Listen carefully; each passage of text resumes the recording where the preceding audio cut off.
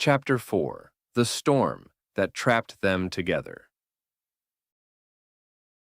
The shift in the sky was subtle at first, a dimming of the light, a hush in the breeze. Lily noticed it when the warmth of the sun slipped away, replaced by something heavier, thicker, like the air itself was holding its breath. She pushed herself up onto her elbows, glancing toward the horizon. Was it this cloudy earlier? Ronan followed her gaze, his expression sharpening slightly. "Not like that," he said.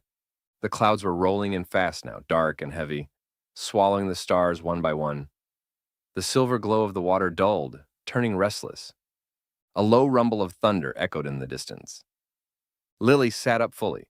"That doesn't sound far." "It's not," Ronan said, already standing. "Storm's coming in quick." "How bad?" she asked, brushing wet hair from her face. He didn't sugarcoat it. "Bad enough that you're not walking back to the hotel." Another crack of thunder split the sky, louder this time. The wind picked up suddenly, sharp and insistent, whipping her hair across her face. "Okay," she said, pushing herself to her feet. "What's the plan?" Ronan held out his hand. "We run."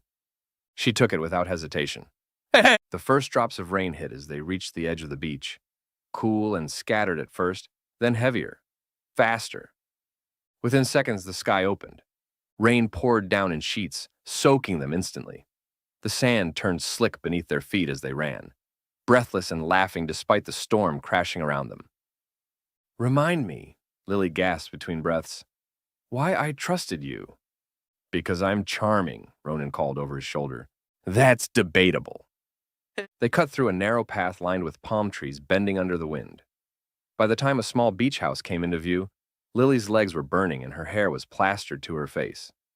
Ronan pushed the door open, ushering her inside.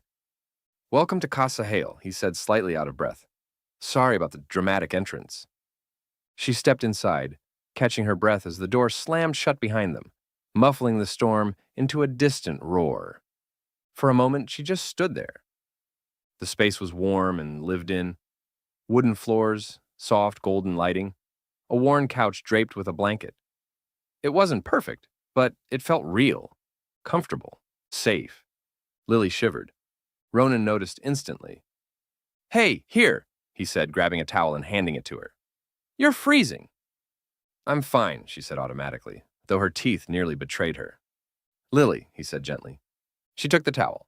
"And I might have something you can change into," he added, rubbing the back of his neck. She raised a brow. "You keep women's clothes around." He smirked faintly. "Relax. My sister visits sometimes."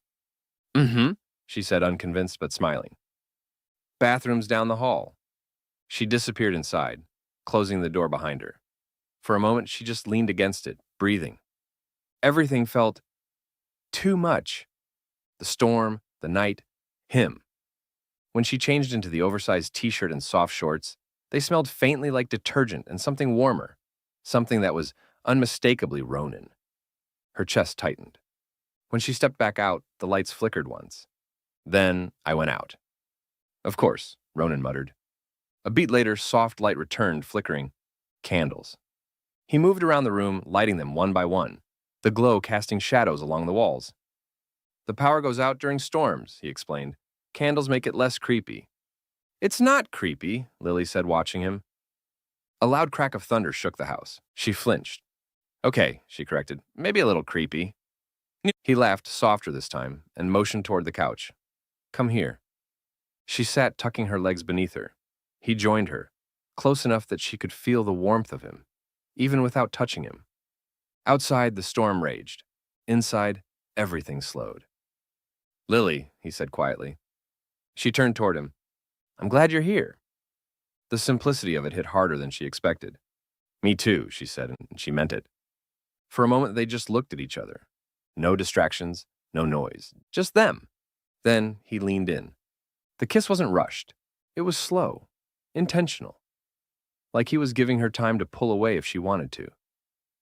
She didn't. Her hand found his shirt, fingers curling into the fabric, as the distance between them disappeared completely.